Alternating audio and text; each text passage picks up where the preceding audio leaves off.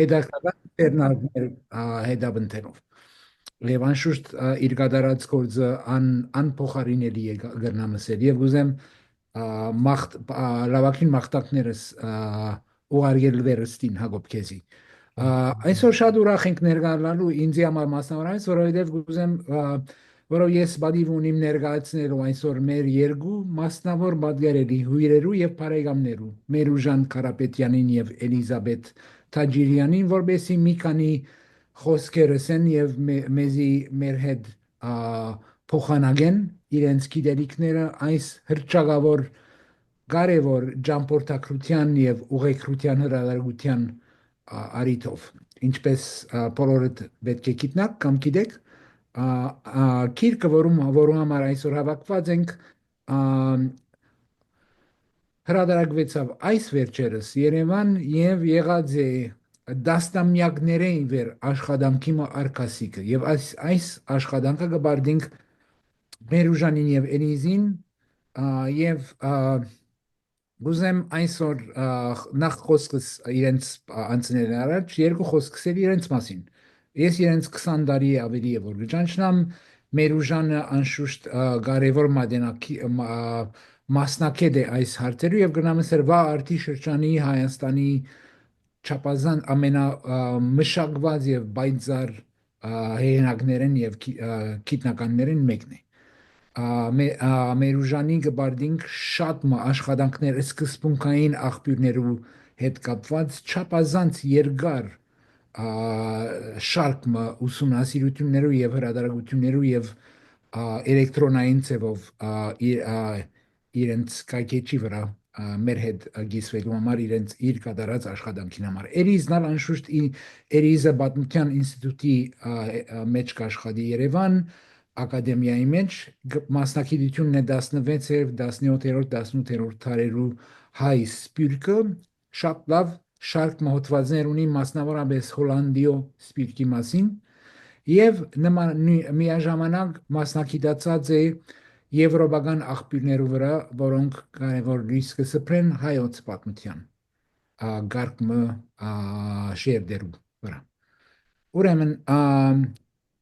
գուզեն հիմա անցնել խոսքի հրավիրել իրենց որմեսի մեզի ներկայացնել իրենց աշխատանքի գլխավոր կարևոր գեդերը եւ այդ կետով պիտի փորձենք զրուցել եւ մեր միջև մի քանի հարցումներ եւ դիտողություններ հավանաբար ունենամ ուզեմ որ իրենց տասխոսեն իդ բոլորիս արչեւ խոսենք այս հարցերու մասին շնորհակալություն Մերուժան շնորհակալություն Էլիզ շնորհակալություն ծեր բոլորիդ որ ներկա եղաք վերստին շնորհակալություն Հակոբ բոլորը գդարած աշխատանքի համար Մերուժան Քեդինը կանցնեմ քեզի այսինքն քեդինը Ոսկի համար Հակոբ շնորհակալություն սիրելի Հակոբ էս առիթ են զայելու Արփա ինստիտուտ անկասկած շատ լավ գործ է անում Հայաստանի սպյուրքի գիտնականների չեմ իշեր ընդհանրապես որևէ տեղ աշխատանք առանձին շնորհանդես հրաձեիք թե չէ բայց մնացած ուղղությունները միշտ հետաքրքիր են բոլորս հետևում ենք այսպես համախմբող եւ համադրող տեղ է խաղում շնորհակալություն Արփային եւ անձամբ Հակոբին անփոխարինելի մի անձնավորության Արագանցում կատարեմ այս առիթին առիթը այս աշխատանքն է որ այսպես ցուցադրեմ որ մոտ 20 տարի ուզեց 20 տարուց մի քիչ ավել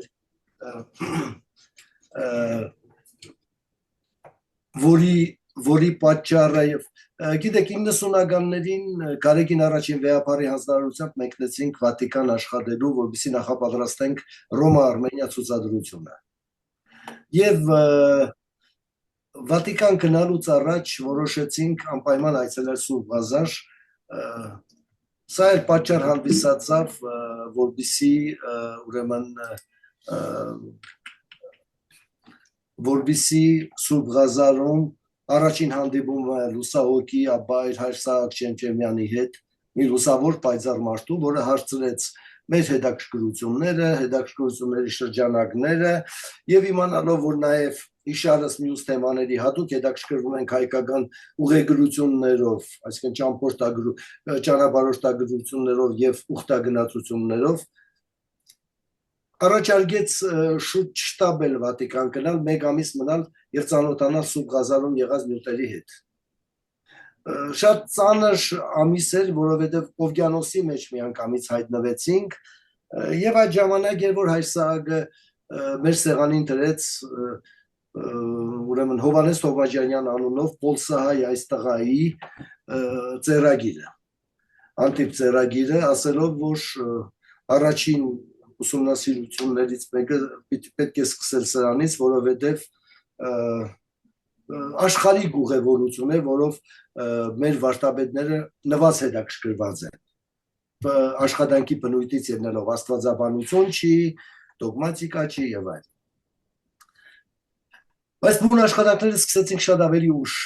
2000-ականների կեսերից ահռելի նախապատրաստական աշխատանք էր պետք, հեղինակը 33 երկիր է շրջագայել, որոնց վերաբերյալ մեր գիտելիքները շատ մակերեսային էին։ Մեր խնդիրը ոչ թե բնագիրը ուղղակի ինչպես կահրադարագելն էր, այլ նրա հետազոտությունն էր։ Դա ժամանակ խլեց, տարիներ խլեց, եվրոպական բազում արխիվներ այցելություն, այսինքն մոտավորապես այսպես եղավ, շրջեցինք հայ ճանապարհորդի հետքերով, հետևից։ Ցամաքով էր գնում, ծիերի եւ ջորիների քարավանով էր, թե ծովերով էր, օվկիանոսներով էր, նավերով էր, այդպես փորձել ենք ճանապարհորդել։ Մի մասը իրական, մի մասը վիրտուալ, բայց հետևից շարժվել ենք։ Արդյունքում ծնվեց այս աշխատանքը։ Աշխատանքը հրատարակվեց Լոնդոնից բարերար Պեդո Եղիայանի եւ կնոջ Տանյայի սիրահորժար մեկենասությամբ, որի համար կարծում եմ բոլոր հայագետները շնորհակալ ենք, ահռելի օգնություն ստացանք մխիթարյան միաբաններից այս տասնամյակների մեջ, որոնք ամեն ինչ արեցին մեր համար, մեր առջև բացեցին վանքի դիվանը, ամեն թուղթ ինչ պետք էր մեզ հայտայտելու եւ հատկապես Աբայր Հայր Եղիա ուրեմն ծայրագույն վարդապետ Քիլաղբյանի շնորհիվ։ Մեծ օգնություն ստացանք նաև Վատիկանի արխիվապետերի կողմից, ինչ փնտրեցինք ժամանակին, տեղին, կարողացանք եւ Արքիվիոտի ստատոից եւ Պրոպագանդա Ֆիդեի պատմական դիվանից եւ այլն։ Գիտեք, մի ձևով այս աշխատանքը կարծես Հայր Սահակ Չեմչեմյանի հանձնարարականներ, որ գլուխ եկավ, ափսոս կենտանի չէր տեսնել, ես մեծ ուրախությամբ իրեն կցոնայի նաև այս աշխատանքը։ Ուրեմն այս շատ արագ խոսեմ այս աշխատանքի պատճառ ձեռագրի մասին։ Ձեռագիրը, որը իրենից ներկայացնում է ուրեմն 18-րդ դարի բոլոր գրով գրված շատ պարզ տեքստ, 39 գլուխ, գլուխներից ամեն մեկը մի միկրոպատմություն է, ինքը սկսում է իր ծննդյան օրվանից, պատմել հասնում է մինչև վերջին միջամտությունը բուն տեքստին արել է մահվանից 1 տարի առաջ, 1805 թվին է արել, վերջի միջամտությունը, փոքր մի բան է շտկել, 1805 թվի միջամտություն ունի, 1717 թվին Պոլսում ծնված այս տղան, որը մանուկ հասակում հորը 2 անգամ այցելեց Հռոմ եւ Սուրբ Ղազար ուխտագնացության եւ որոշեց մտնել Մխիթարի դպրոցը։ 30-ականներին մեկնեց Վենետիկ, Իզմիրից նավում իր կողքին նստած էր Սյունիքի պարտված ապստամբությունից հետո Իտալիա մեկնող, Լիվորնո մեկնող նշան աբագա հայ պատմաբաններից մեկը Դավիթ Բեգի պատմաբան Ստեփանոս Շաումյանը, որի տանն էլ նա ապրեց առաջիկա ամիսներին Լիվորնոյում եւ եկավ Վենետիկ, սա այդ ծերագիրն է 1688 ծերագիրն է Սուրբ Ղազարի, որ հանգրվանել էր ուրեմն մահվանից հետո Մխիթարի վանքում։ Լիվորնոյից եկավ Սուրբ Ղազար, բայց ինչպես գիտեք, ամբողջ Լևանտի եւ միջերգրծովյան քաղաքներում ուղիղ գծով քաղաք մտնել անհնարին, պետք է անպայման անցնել կարանտինի որոշակի ժամանակաշրջան։ Տարբեր քաղաքներում եւ տարբեր համաճարակների ժամանակ տարբեր թիվ ուներ, 30-ից 40, նույնիսկ 50 օր լինում էր, որ անցկացնում էին ուրեմն մեր քաղաքին մերձ գտնվող մի վայրում, որը հայտնի են հայկական աղբյուրներում Նազարեթ կամ իտալերենում Լազարետներում, Վենետիկինը Լազարետո Վեկիոն այսօր էլ կա, տամի ամայի լքված կղզի է Սուրբ Ղազարից ավելի արևմուտք գտնվող,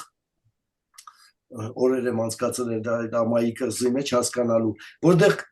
կա գերեզմանոցից մինչև եկեղեցի, մանգատում, ամեն խավի համար տեղ։ Ուրեմն Թովմաջյանը հենց հասնելու պես Մխիթարը տեղեկանում է նրա իմանության մասին եւ երկու նամակ ունենք այդ շրջանից, երբ որ Մխիթարը ողջունում է իր գալը եւ հասկանալով, որ այդ երեխան այդ կարանտինում 40 օր ինչ պիտի անի, նամակով հանձնարարականներ է տալիս իրեն, ուրեմն եւ ուղարկում է իր քերականության դասագիրքը, հանձնարարելով դժոխտությունները եւ հոլովումները լավ սովորի 40 օր մինչեւ վանք հասնելը, որբիսի հասկանալով պատանու հոգեբանությունը։ Մխիթարի մոտ 1730-ականներից տղան մնաց մի քանի տարի։ Մխիթարի առաջին սերնդի աշակերտներից մեկն է եւ Մխիթարյան ավակ սերնդի բոլոր վարդապետների ժամանակագիծը եւ ընկերը։ Մի քանի տարի ուսումից հետո լսում է լուր է գալիս Պոլսից հոր մահվան մասին եւ լինելով ունևոր զավակ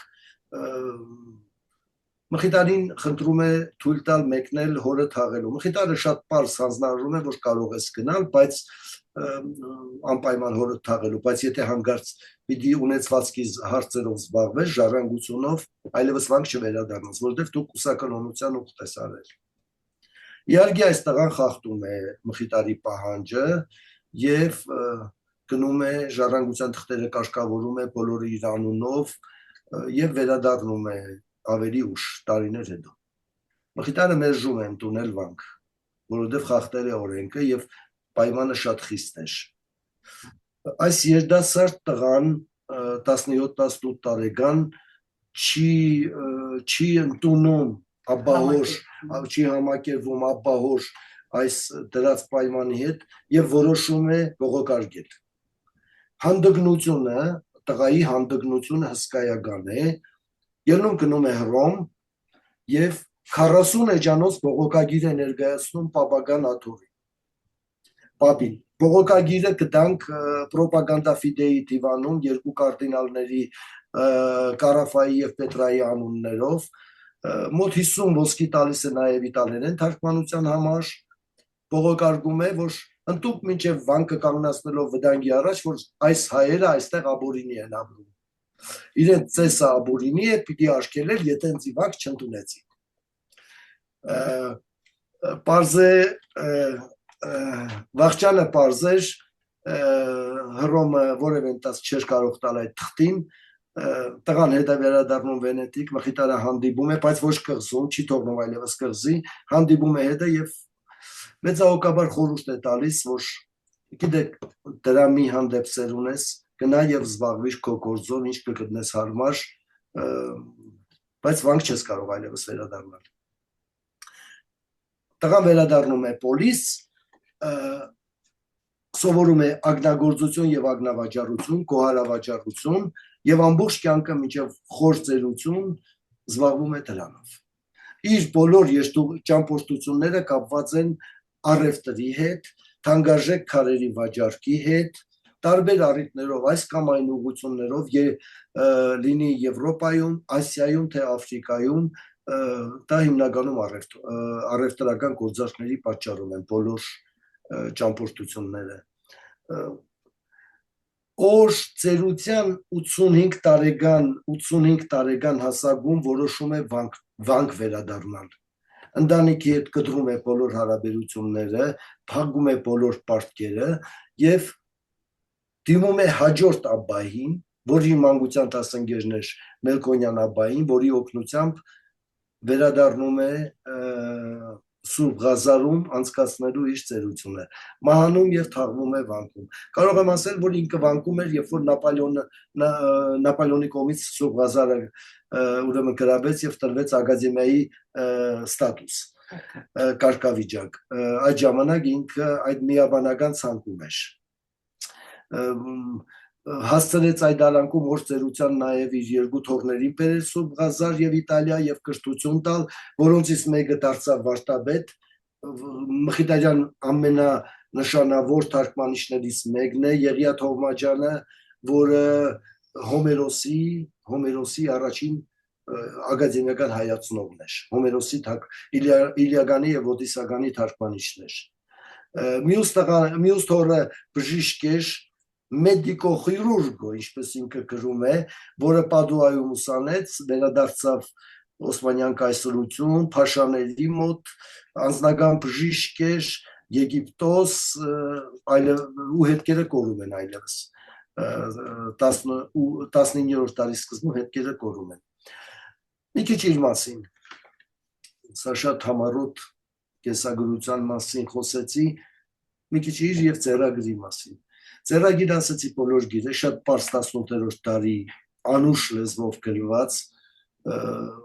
նույնիսկ հասկանալի այսօր բոլորին, ովքեր հեռու են գրաբարից կանգնած, դա ուրեմն հուշագրության ժանր է, հուշագրության եւ Սեպուի շատ սիրած եսափաստաթղթի էգո դոկումենտի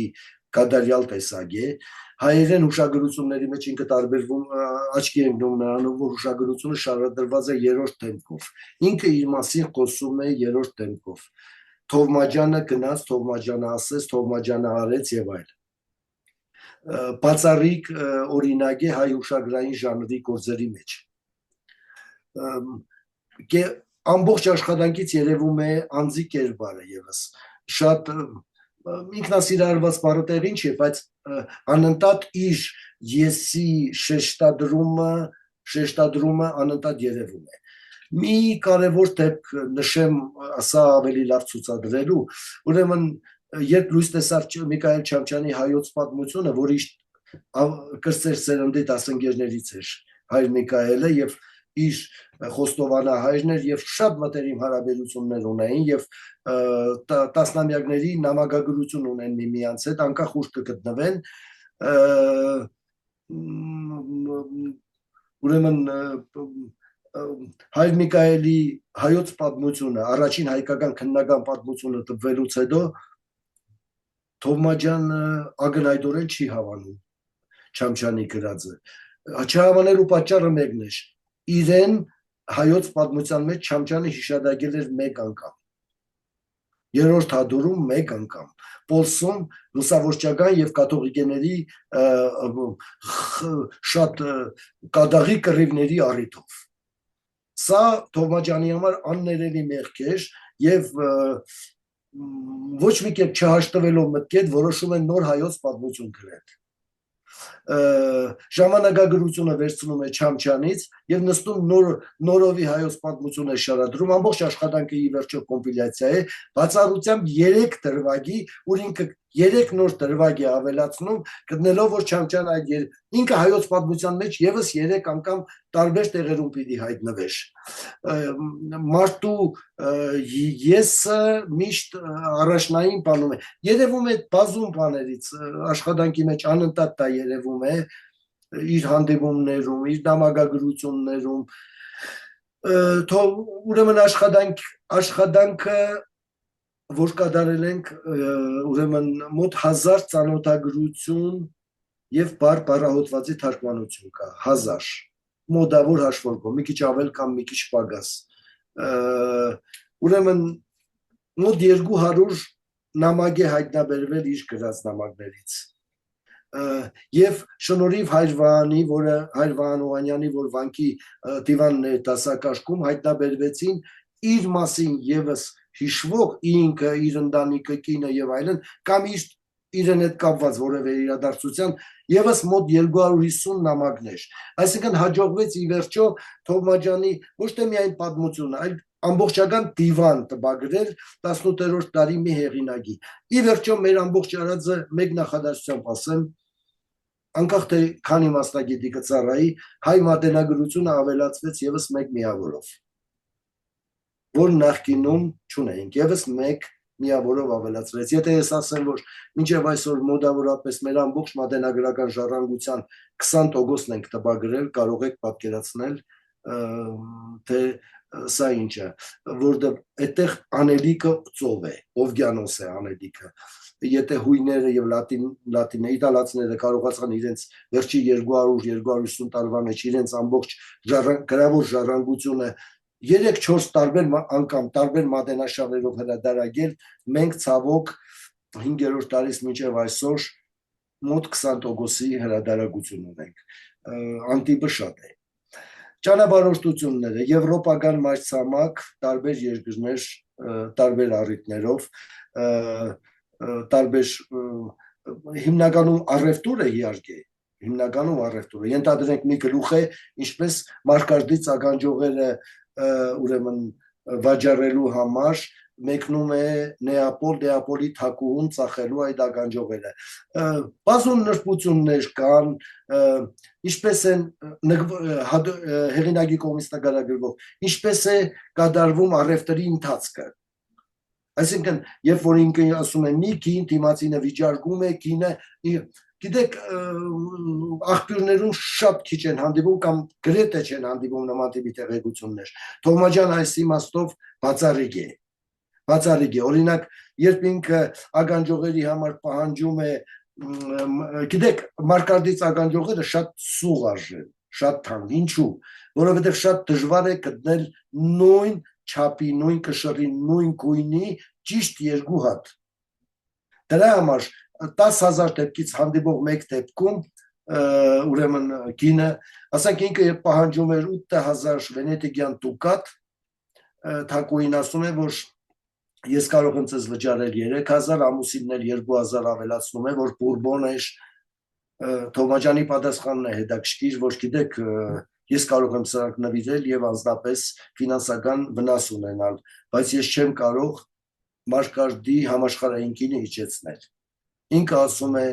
այս տերմինը, որ ասի համաշխարհային կին, ինքը ուրիշ ձև է ասում է այսպես, այդ կինը աստվածադիր կանոն է, ոչ մարտադիր։ Հասկացաք, չէ՞, այս դրվագը աստվածադիր կանոն է, այսինքն ինքը օբյեկտիվ է, ոչ թե սուբյեկտիվ, ինձանից չի կախված կինը։ Շատ հետաքրքիր է այսպիսի դրվագները, որ բացառիկ տեղեկությունները, որ ուրիշ առևտրականների մոտ ուղղակի չի հանդիպում, գործարքի նկարագրությունը, հենց առևտրի գործարքի նկարագրությունը։ Մենք այդպիսի դեպքեր ունենք, երբ որ ինքը Երուսաղեմ մեկնեց, այնտեղի առևտուրը, օրինակ ինքը համարում է, որ ինքը հիմնական հարստությունը ձեռք բերեց Երուսաղեմ մեկնող իսլամ ուրեմն ֆելաների ունեցվածքը, որ թալանել էին ճանապարհին, ինքը իրեն հաջողվեց ավազակներից վերագնել այդ ապրանքը եւ վերավաճառել տերերի։ Ինքը համարում է, որ ինքը մեծ շահ ունեցավ։ Եթովպիա տարավ քարեր վաճառելու, թագավորի ուրեմն եղբոր տղայի աջակցությամբ մեկնեց Եթովպիա, ուր թագուհու, ավելի ճիշտ թագավորի ռեգենտու Մենտևեբի կողմից պահվեց այնտեղ եւ մի քանի տարի նշանակվեց Եթովպիո գանձապետ փոխարինելով նախորդին, որը եւս պարզվում է հայազգի էր, Սեբաստացի էր։ Եվ շատ հետաքրքիր դրվագներ կան, օրինակ առաջին անգամ Թովմաջյանը պատմում է, որ մինչև իր Եթովպիա հասնելը թագավորական արքունիքում գանձապետարանում հաշվարկները կատարում էին բակլայով։ Առաջին մարդը, որ հաշվիչով է փորձում սովորացնել, դա ինքն է, հաշվիչի կիրառությունը։ Այսինքն տեխնոլոգիա է ներմուծում եթովպական ֆինանսական տնտեսության մեջ։ մի քանի տարի մնալով շատ հետաքրքիր է Եթովպիայի գլուխը, որովհետև նկարագրում է տեղանք, սովորույթներ, բարքեր, նիստուկած, շփումները աշխունիքում եւ նաեւ հայերի հանդեպ շատ բարեհաճ վերաբերմունք, որ կար ներսում։ Այդ բարեհաճ վերաբերմունքը անկասկած իր ժամանակ չէր առաջացել, հնուց կար 17-րդ դարից բազում են իշադակությունները եւ Եթովպիայում արկելվեց կաթոլիկ միսիոներների մուտքը, շատերը մտնում էին Եթովպիա նույնիսկ հայ հոգեվորականների տարածներով։ Ինքը շատ մանրամասն նկարագրություններ ունի Եթովպիայի հետ կապված, դուք մինչև Հայք Լիջը, եթովպական եկեղեցիների բացառիկ գծագիր հատակագիծ է գծել, դուրս գալուց Եթովպիայից տղային թագուհին պահեց պատանդ իրեն բաց թողնելով։ Տղան հետո 1790-ականներին պիտի դուրս գա անգլիացի ճանապարհորդ Բրուինի հետ միասին։ Բրուինի կարծեմ երրորդ հատորում է շատ աղոտ տեղեկություն կա, որ մի հայ վաճառականի զավակի հետ Եթովպիայից դուրս բերեցին։ Իսկ Թովմաջյանը իր հատորում նկարագրում է զավակի Իտալիա վերադառնալը արդեն այդ ժամանակ։ Ուրեմն Եթովպիայից անցնում է արաբական թերակղզի, ապա Հնդկաստան։ Հնդկաստանը անցնում է Բասրայով եւ ուրեմն ամբողջ կենտրոնական հատվածով կտրելով հասնում է մինչև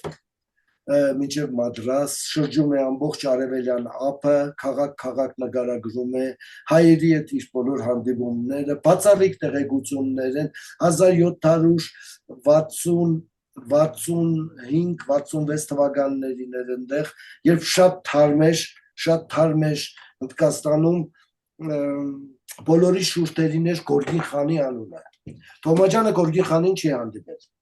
Թոմաջյանը չի հանդիպել նաև Հովսեփ Էմինին, որ այդ ժամանակ այնտեղ էր։ Բայց Գորգին խանը օդի մեջ էր։ Եվ Թոմաջյանի մոտ տեղեկություններ կան, որոնք ցավոք մեզ չհաջողվեց ճշտել, ոչ մեկ ձև։ Օրինակ Բասրայում հանդիպում է մի հոգևորականի, որի մասին ասում են, որ Գորգին խանի ոսկեղենը իր մոտ էր։ Ոչինչ հայտնի չի, ոչ այս հոգևորականի եւ ոչ այդ նախադասության մասին, բայց Գորգին խանի անունը նա հիշադակում է, այսինքն ինքը գիտե եւ չէր կարող չիմանալ, որովհետեւ ազատագրական կռիվներից 1 տարի էր անցել, երբ որ ինքը հասավ այնտեղ։ Շատ Գորգին խանի հայ զորավարներից շատերը, որոնք վերադարձել էին փաստորեն իրենց հայրենիք Մադրաս կամ Կալկատա, այդ մասին պատմում էին, Գորգին խանի մասին պատմում էին, այսինքն Գորգին խանի լեգենդը օդի մեջ է։ Այո, ինքը խոսվում է, ժողովրդի մեջ խոսվում է այդտեղ։ Եթե գնամ Միչել Վարգյան, եթե գնամ մեկ խոսքով որ քանի որ ընթերցողները կամ ունկնդիրները ծանոթ չեն հավանաբար Գորգին խանին, մի քանի խոսք ասենք իր համատեքստի մասին, որ ով էր եւ Գորգին խանը անշուշտ ջուղայեցի գդավի վաճառական էր, որ բենգալ կփնագեր, բենգալիա երկու եղբայրներ էին, մեկ եղբայրը հնդկաց ընկերության համար աշխատեր Անկրիո, մյուս եղբայրը Գորգինը աշխատեր Նավաբի, այսին բենգալի գարավարիչի համար եւ վերջ անցած էր որպես բենգալի հրամանատար ընդանուր բանակի հրամանատար Զանազան հայեր, որոնք հրամանատար բարձր աստիճաններու նշանակված էին, ներառյալ մոտավորապես 12 կամ 10 հատ կամ Ղարաբաղցիներ նույնիսկ, կամ մի քանի Ղարաբաղցի։ Այո, 4 հատ Ղարաբաղցի հրամանատար։ Այսքան որ շարունակեցեք ներողություն։ Որոնք սա Գորգին խանի նկարն է Վիկտորիա Ալբերտի թանգարանից, ուրեմն բացառիկ մեզ հայտնի կոնե միակ նկարն է։ Ուրեմն Գորգին խանը, որ գլխավորեց հնդիկ ժողովրդի ազատագրական պայքարը անգլիացիների դեմ, Թովմաջյանի մուտքը Հնդկաստան եղավ այդ ապստամբության պարտությունից 1-2 տարի հետո, երբ որ ամեն ինչ շատ թարմ էր եւ բոլորը խոսում էին։ Ինքը մանրամասներ չի պատմում դրա մասին, բայց տեքստում առկա են բոլոր հետևանքները։ Դրա փոխարեն շատ ահռելի նյութ ունի պահպանված Շահամի Շահամիրյանի հետ կապված, որի հետ շփումները հսկայական էին։ Շահամիրյանի եւ այդ ամբողջ Շահամիրյանի հետ կապված ամբողջ ճյուղայի առևտրական ցանցի հետ, անձերով, գործարքներով, ոչ միայն հայերի միջայլոց։ Շնորհիվ Շահամիրյանի նա կարողանում է ուրեմն զմրուխտի մի հսկայական թրի երախակալ զմրուխտով եւ ադամանդներով պատված վաճառել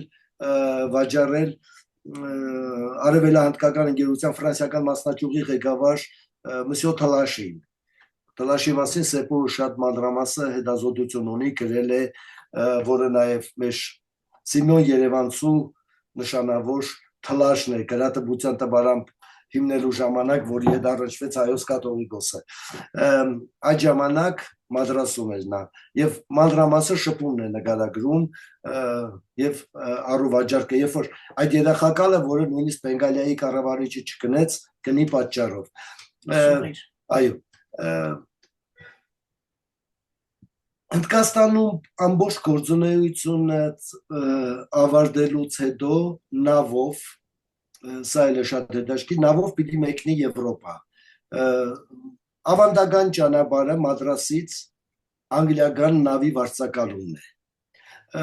Այդտեղ ամեն դետալ կարևոր է հասկանալու համար այս դարերի վաճառականների գործունեության, ենթադրենք ինչպես է վարձակալվում նավը, ինչպես է տեղափոխվում ադամանդեղենը, ինչպես է կատարվում ծովային ապահովագրությունը, ասենք ինքը տանում է ինչ փաստաթղթերով հանձնում է մարգարիտները, ադամանդը, ռուբինը եւ զմրուխտը Մադրասի քաղաքապետին, որը պարզվում է Բենգալիայի կառավարիչի աներն էր, անգլիացի կառավարիչի աներն էր, որը այդ պահին Լոնդոնում էր եւ պարլամենտի անդամ էր, եւ ինչպես է ծովային ապահովագրությունը կարգավորվում եւ ինքը հանձնում էր տոբրագով եւ Լոնդոնում պիտի ստանար։ Նստում են նավը, չգիտեմ մեր ընթերցողներից քանի մարդ գիտի թե միջնադարում նավը ինչպես էին մարդիկ նավի վրա ճամփորդում, չգիտեմ գիտեք որ կախովի առաստաղից այդ ճոճվող անկողինների մեջ պիտի պարգեին, այո, ուրեմն մանրամասը նկարագրվում են դրանք, նավերը նստելուց ունենում են նավերը մի քանի մատյաններ։ Երբ որ ինքը պատմում է նավ ենք նստել, այս նավը Egmont նավը, անգլիական Ostend Company, գնում ես նավամատյանի հետքերով։ Այդ բոլոր նավամատյանները պահպանվել են արխիվներում, ասենք բրիտանական նավերինը, բրիտանական արխիվում, ասենք Egmont նավի նավամատյանները։ Պիտի պարզես, ինքը ճիշտ է ասում, որ Տոմսը առել նստել է։ Տոմսակները մի քանի նավամատյաններ կան, ուրեմն մուտքի Տոմսի մատյան, կա ուդելիքի մատյան առանձին, փեյբուկերը, գիտեք ինչ է հարցը, երբ որ նստում են նավ, չմոռանաք, որ դա Լոնդոն է հասնելու մի քանի ամսից։ Ինքը ինչ է ուտելու ամբողջ ճանապարհին, դա նախապես ծրագրավորվում եւ գրվում էր։ Եվ վճարվում էր։ Եվ որբիսի վճարվեր, այո, որբիսի վճարվեր։ Թոմաջանը երբ որ նստեց, նավապետը, քանի որ անգլիացի էր եւ թարմ էր Գորգին խանի հիշադակն հայ-անգլիական հակակրանք կար։ Թովմաջյանը դրան վերագրեց որ նավապետը որոշեց, որ իր առավոտյան թեյի համար նախատեսված կատը ստանալու համար նավի վրա գտնվող կովը Թովմաջյանի խցում պիտի մնա։ Ամեն օր այդ կովը կտում էին, որպեսզի նավապետը կատ ունենար։ Դե կարող եք երևակայել, երբ որ հնդկական օվկիանոսով նավը գնում է 3 ամիս եւ այդ կովը բոլոր բնական կարիքները պիտի հոգար Թովմաջյանի խցում։ Թովմաջյանը շատ անկեղծ է զգացմունքներում, ասում է այլևս 1 ամիս հետո այլևս անտանելի էր եւ առավոտվանից գիշեր աղոթում էի, որ նավապետը մեռնի։ Մինչեւ ասում է մեր ամենակալ Մարիամ Աստվածածինը լսեց իմ ձայնը։ Մի օր արթնացանք, որ նավը ջուր է լցվում եւ խորտակվում ենք։ Այսինքն խնդրանքս կատարվեց։ Նավը ստիպված ամենամոդակը նավահանգիստը տեղափոխում են վերանորոգելու, ամենամոդական դա Մադագասկարի հյուսիսում Île-de-France կամ Île-de-Bourbon կղզին է, Île-de-France, որը ֆրանսիական գեներալ գուբերնատորություն է։ Պարզվում է գեներալ գուբերնատորը փայլուն հայերեն գիտեր եւ Թովմաջյանի հետ շփվում է հայերեն, շատ լավ ընդունում, անգլիացու հանում է անգլիական նավից, նավը սարքում ճանապարհում են, Թովմաջյանին ասում է ես քեզ ֆրանսիական նավում եմ ուղարկում։ Բենգալիայում ասում է հայոց պարոնացքով գրագրություն արարի եւ այս պաշտոնի սալ որ կամ իրենց կուպարդին։ Տեսեք, հայկականները իրենց մարդուն են նշանակել Île-de-France-ում։ Կղզին այն Եվրոպա գնացող այն հաբերից մեկն էր, ուր որբիսի սեփական վստահելի մարդիկ լինեն այդ կղզում։ Եվ նու ստիպված ես փաստել։ Արդյոք Թովմաջյանը ինքնագլուխ, սա ինչ-որ բան է հնարում, թե այսինքն գտնում ես պիտի հետազոտես գեներալ գուբերնատորի ամբողջ ֆոնդը ֆրանսիական արխիվում, երաշխավորագրերը, ով է իրեն պրեմիեր մինիստրը Շուեզոլի մոտ երաշխավորել գեներալ գուբերնատոր նշանակվելու համար եւ այլն։ Պարզվում է այդ մարդու կենսագրությունը բոլոր դետալներով, որ իրականության մեջ հնարովի պատմություն չէ։ Այնուամենայնիվ Թովմաջյանը շարունակում է ինձ դրեց Բաջեն նավը կապիտան Բրուլենի։ Բաջեն նավը, Բաջեն Պաչեն է, Պոլսո բարբարով։ Բավական տևեց, որ հասկանային, որ լա P նավն է, PAX։ Որով եկավ, հիմա տեսեք, խաղաղության նավը։ Այո, խաղաղություն, այո։ Բայց ինքը Պոլսի բարբարով էլ արդասանում է, իտալերեն բառը P-ով գրում է Բաջեն նավն, հիմա նավի հետքերը բոլորը գտնվեցին, ուրեմն Օստինդ կոմպանիի նավերը եթե Մարսել էին գալիս, իսկ մյուս նավերը մեկնում էին Լորեան նավահանգիստը։ Լորեանի ռազմածովային ամբողջ արխիվը շատ լավ թվայնացված է եւ նավը Պաչե նավի ամբողջ մադյաններում Թովմաջյանը հիշադակվում է, ինչ վճարեց, ինչ կերավ ինքը եւ Եթովպիայից իր հետ բերած Հաբեշ գերին, որը թակուին տվել էր, որ իրեն օգնի ճանապարհին, որին Հնդկաստանում, այո, մգրտեց հայ Շահամիրյանն էլ քավորը եղավ, Գրիգոր անունով։ Ուրեմն Թովմաջյանը պիտի ըստ ծովամադյաններից մեկի Թովմաջյանը պիտի սնվեր նավապետի սեղանից, իսկ Գրիգորը ծառան առանձին, ծառաների ստատուսով ցածր է։ Այո, եւ բոլոր գները իհարկե գները ապրանքների գները ինչ կերան եւ այլն, մինչեւ հասնում են Եվրոպա։ Ֆրանսիա նավից իջնում են Լորեանում, դա էլ է հետաքրքիր, քանի օր է տևում Լորեանում նավահանգիստ մտնելը։ Հա, դետալներ կան, որոնք ստիպված են կանոն ճշտել, օրինակ բերեմ, քանի որ Էլիզա ասեց։ Ասում է նավը հասավ օգոստոսի 1-ին հասանք Լորեան, ամսի 5-ին Աբիջան։ Եթե հետազոտող ես անկասկած անընդհատ որոնում է 3 ամիս օվկիանոսի մեջ եք, դեռ մի քանի անգամ է խորտակվել եք, բարեհուսո հրվանդանում ջուրն եք ընկել եւ այլն, հասել եք ափը, 4 օր ինչու չեք իջնում նավից, հարց է, չէ՞, ամեն հետազոտողի մոտ առաջանում է, ստիպված նավապետի մադյանն ենք կարդում, ինչա պատմում, ասում է հասանք տարընծածություն էր, այսինքն ջրերը իջել էր, չէինք կարա մոտենային կապին, ստիպված նավը նորից քշեցի օվկիանոսի մեջ, 4 օր սպասեցինք, մինչև ամսի 1-ի մագնտացություն եղավ, կարողացանք մոտենալ ափին։ Այո։ Այսինքն ինքը թվերը սխալ չի հիշում, շատ ճշգրիտ նշում է, ամեն համընկնումները պատահական չեն։ Այնտեղից Լոնդոն, այնտեղից Հոլանդիա, Ամստերդամ, 2 փոքրիկ զավեշտալի դրվագներ պատմեմ, Ամստերդամում իր ծառա, Հաբեշ ծառայի հետ հանգրվանում են 2 իզմիրցի եղբայր, Կարաօղլու են կոչվում ընտանիքը, 2 երիտասարդ իզմիրցի առևտրական հայ տղաներ են, որոնք ամուսնացած են 2 հոլանդուհի ազնվական քույրերի հետ, 2 եղբայր, 2 քրոջ հետ։ Մինչև Թովմաջյանը գնում է առավոտը բորսա իր գործերով, ապրանքը ծախելու հետ է վերադառնում, տեսնում է հաբեշկերին չկա, սևամորթ տղան չկա։ Ուրա պարզվում է, որ այս քույրերից մեկը իրեն բացատրել է, որ հոլանդյան ստրգավաճառությունից ազատ երկիր է եւ ինքը կարող է հոլանդական քաղաքացիություն ստանալ։ Վերցրել տարել է քաղաքապետարան եւ իրեն տվել են քաղաքացիություն եւ ինքը ազատագրվել է որևէ մեկը գերի լինելու բանից։ Եվ սա Թովմաջանին ահավոր վիշտ պատճառեց, ինքը պատմում է, որ ինքը մեկ շաբաթ հիվանդ պարգեց այս պատճառով, որ այդ հոլանդուի աղջիկը իր հաբեշկերում ձեռքից առավ։ Այնուհետև Ֆրանսիան էլ հետաքրքիր է, ուրեմն եկավ Փարիզ,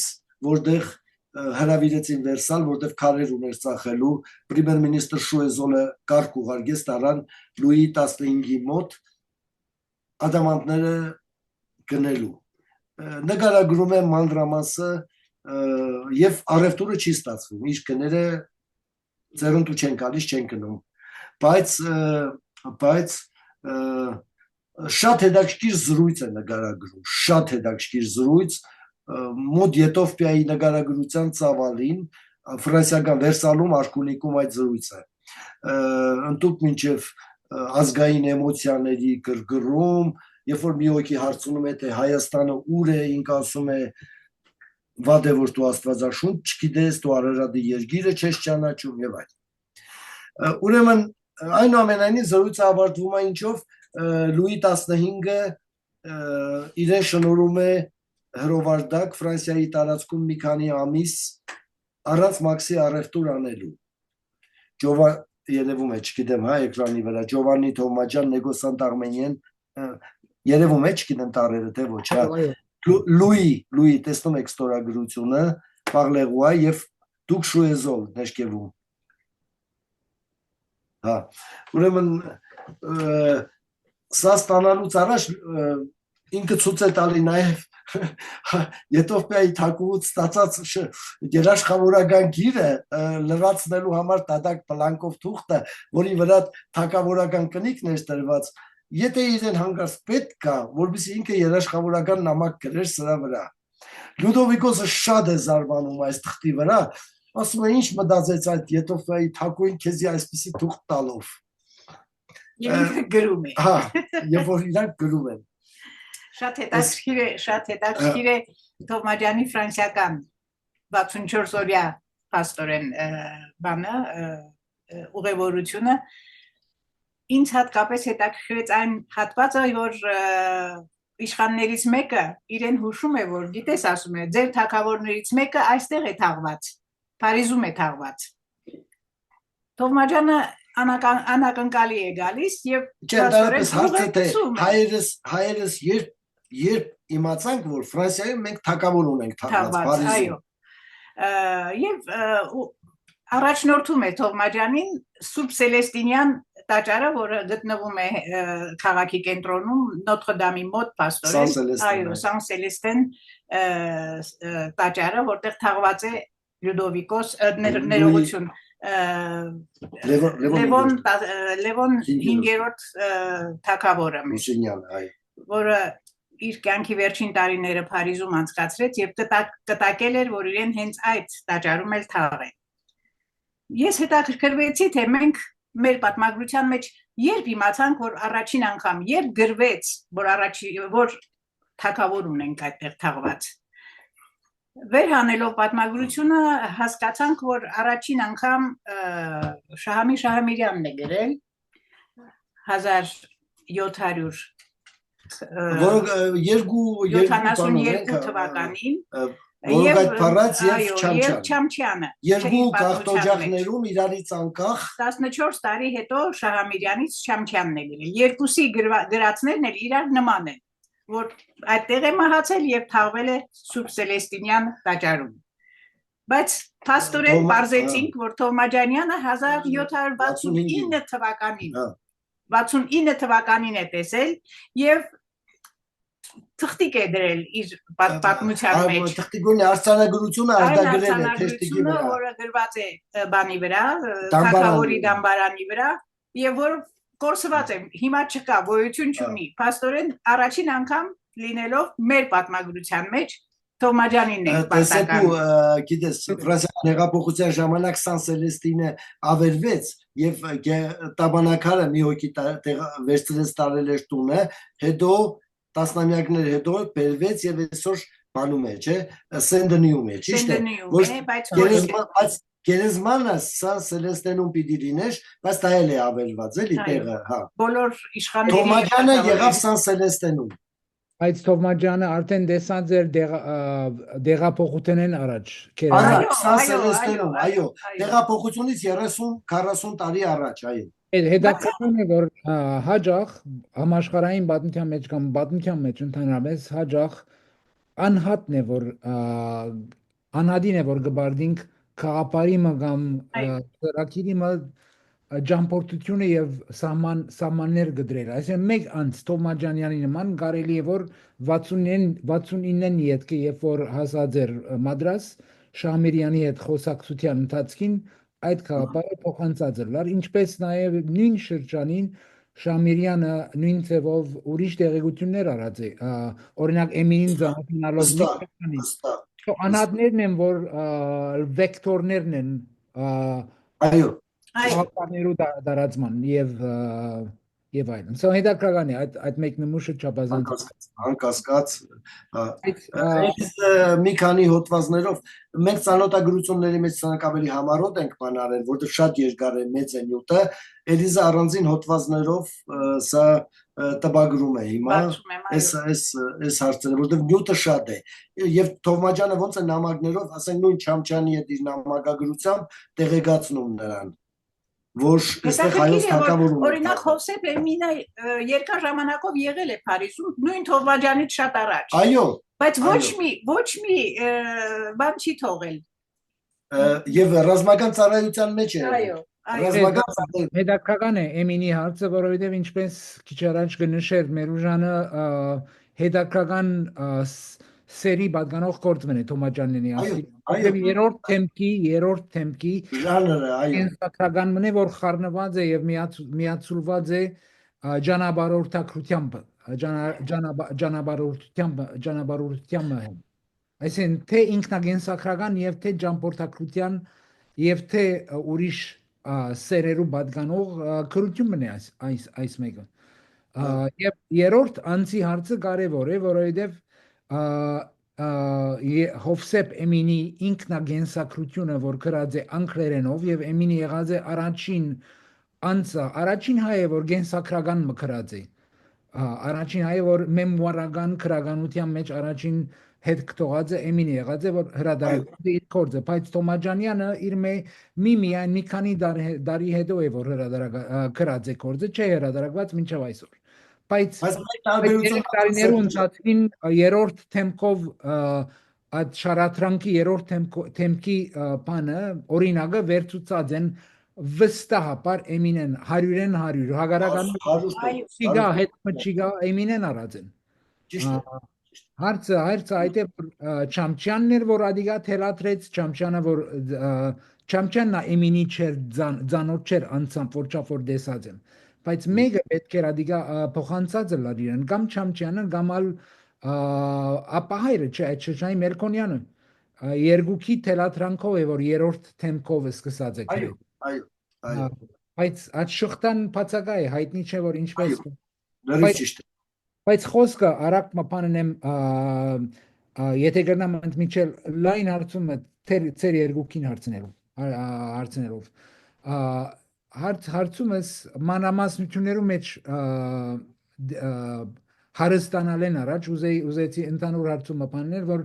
հայոց պատմության ընթացքին անշուշտ առաջին մեմուարական քրությունը չէ ինչպես ասի երկրորդն է Էմինը առաջինն է բայց շարք եղած են քրությունները որ այսպես են անգե հետո մեմուարական գոչված ինչպես Հայաստան 1061-ի հրադարակված գիրքը մեմուարական քրագանությունը հայոց մոտ կամ այդպես ադորնման Սա հարցումս այդ է որ ինչ ըստ ցեզի ինչ է յուրահատկությունը այս քրության իբրև մեմոարական քրություն փախտadելով ուրիշ հայկական քրություններով այդ առաջին երկրորդ հարցումս ավելի լայն զիրի մեջ նորեն տնելով ջամփորդակրություններու շարքի մեջ չէ բոլոր ժողովուրդները աշխարհի ունեցած են ջամփորդակրություններու վերելքմա այս նույն շրջաններուն ժամանակաշրջաններուն 18-րդ եւ 17-րդ դարերում որով աշխարհը միացված էր իրարու ավելի թյուրությամբ շարժունակություններ կային ավելի թյուրությամբ նավերու ցանցը մեծ էր ջամփորդելու ցանցերն ավելի ապահով էին եւ այլն ուրեմն հայերն մասնակցած են այս ժանրի մեջ ջամփորդակրության ժանրի մեջ եւ ունեցած են զանազան ուրիշ ջամփորդակիրներ նախքան Հովսեփ Էմինի եւ նախքան մեր սիրելի եւ պատգարելի Թոմաջյանը ուզեի ցեզ մի քանի խոսք լսել եթե գնայք ուրիշ աղբյուրներու մասին խոսիլ հայկական ատուներու ես ապաստատուղտերու կամ ջամփորդակրությունները օրինակ ավեդիկ եւ ավեդիկ դիկրանագերցինգա եւ ուրիշները կան անշուշտ Սիմեոն Լեհացին եւ այլն այս մյուս քրություններու հետ փախտատմամբ ինչ է յուրահատկությունը այս քրության եթե գնաք մի քանի խոսք սերմանավանդ գուզեի երկու կետա լսել եւ եթե խոսքեր ունիք եվրոպական միաժամանակ հրադարագություններ որ իրենք կալ եվրոպացիները անշուշտ վաճառականներ եւ աթամանտավաճառներ մանավանդ եղած են ամենակարևոր ջամփորդակիրները այդ շրջանին նկատի անշուշտ Ժան-Բատիստ Տավերնիեն եւ Շևալիե Շարդենը այդ հարցը կա որ փախտadական հարցը կա որ ինչ յուրահատկություններ նշмарած երկուքդ սկսենք Էրիզով եթե Էրիզ լուսապանման խոսք մունիս բնականաբար թարգմանել եմ երկուսին էլ հայերեն եմ թարգմանել եւ ուղղակի գիտեք ինչպես է նրանք մեծ պետության ճամփորդներն էին դա զգացվում է իրենց ամբողջ ճանապարհորդության մեջ ի տարբերություն Թովմաջյանի որը փաստորեն պետություն չէր ներկայացնում բայց նույնքան հզոր եւ նույնքան հարուստ եւ նույնքան հետաքրքիր է նրանց հետ համեմատվելով իսկ դրանից առաջվանները հայ պատմաբանները ճանապարհորդները ուղեգիրները ինձ թվում է ավելի կաշկանդված գուցե չէ ես այսպես ասեմ տեսեք մենք մեր ճանապարհորդությունները եւ տեղագրական նկարագրությունը տեղագրական ուրեմն սկսած 7-րդ տարից 5-ից էլ ունենք բայց 7-րդ տարից ուրեմն առաջինը դա Երուսաղեմի նկարագրությունն է սուրբ տեղյաց նկարագրությունները չէ եթե դա մի լոկալ մի վայրի նկարագրությունից սկսած մինչև ուղեգրություն ունենք մինչև ուղեգրություն երբ որ ճանապարհորդություն է նկարագրվում process ոչ թե քաղաքի կառուցվածք վայրի կառուցվածք այլ ճանապարհորդություն ասենք ենթադրենք կոտողային կհամարեմ Թուտունջունը անկասկած Թուտունջու ուղեգրությունը որը կարելի այսօր համարվում է գոնե գրականության մեջ իշքան ես գիտեմ ինքը Կաբույտ Նեղոսի առաջին նկարագրողներից մեկն է ունգընտիրներու համար մեկ 1600-ներու վերջավորության 1700-ներու սկիզբը չէ ավելի վաղ դա Տիգրանակերտին է ավետիք Տիգրանակերտին է Թուտունջին 1647 1600 ուրեմն ոչ թե 90 այլ կես 17-րդ դարի կես առաջին Կաբույտ Նեղոսի ագունքների առաջին նկարագրողն է ես հիշում եմ կարծեմ 4 կոവിഡ്ից առաջ էր կարծեմ BBC-ի երկու թղթակցի հոնկերան վերջի լուրը Կաբույտ Նեղոսից այդ է կարտացած նոր բան չեմ կարտացած բայց սա հիմա Թովմաջյանը դա ավելի ուրիշ գույներով եւ ավելի ուրիշ դաշտով է ներկայացնում 100 տարի հետո Թուտունջուց շատ ավելի տպավորիչ է Ավետիք Տիգրանակերտու նկարագրությունը որը ամբողջ հյուսիսային Աֆրիկայով ճամփորդեց Եգիպտոս, Թունիս, Ալժիր, Մարոկկո եւ այլն եւ Եվրոպա բարձրացավ ավելի վաղ մենք դե ունեինք ճանապարհորդություններ որոնք այցելում էին ուրեմն Սրբոց Հակոբյանց վանք Ֆինիստերա չէ որոնք Երուսաղեմի ուխտից հետո ճանապարհը շարունակում էին դեպի Իսպանիա, չէ՞։ Շատ հայտնի երթուղի էր, ինչպես Հայաստանից բուն, այնպես էր Եվրոպա հայությունից։ Օրինակ նույն Ճամպենսեպ հիշեցնում եմ, անցավ Սիմեոն Լեացին, չէ, որը եկավ Իտալիայով, էլի գնաց Ֆինիստերա, չէ։ Դա քննադատություններ էին, բայց Էմինի Թոմաջանյանի գրածը անշուշտ տարբեր մի քիչ ուրիշ է։ Սեպը ուղղակի իմ համար, այսպես ասեմ, Էմինը հայ գրականություն չի։ Էմինը անգլիական գրականություն է, որից Թոմաջյանը հաստատ օգտվել է, պարզ է դա։ Բայց ի վերջո ինքը հայ գրականություն չէ։ Սա է տարբերությունը։ Թոմաջյանը հայ գրականություն է եւ Պոլսը հայ գրականություն է։ Լեզվական առումով համաձայն եմ, լեզվական առումով։ Միայն այս, որովհետեւ դա բան է։ Հետո սա արմատներով շատ ավելի Սեպուջան, մենք մինչև այսօր ես առևտրական ցանցերով ոչ հետաքրքրությունը աշխարհի բևեռացել է, ի վերջո շնորհիվ նաև քո եւ ուրիշների հետազոտությունների դա ջուղայի ցանցերն են։ Թոմաջյանը Պոլսի ցանցն է, արևմտահայ ցանցերն են։ Թոմաջյանը այդ իմաստով է շատ հետաքրքիր, որովհետեւ որը մեր համար արևմտահայ ցանցերի բացահայտումը դրանով է շատ բան։ Մի քանի խոսք նաև Թոմաջյանի, տեսեք, այսպես ասեմ, գիտեք, Մխիթարի աշակերտ լինելը այնուամենայնիվ մարդու վրա թողել է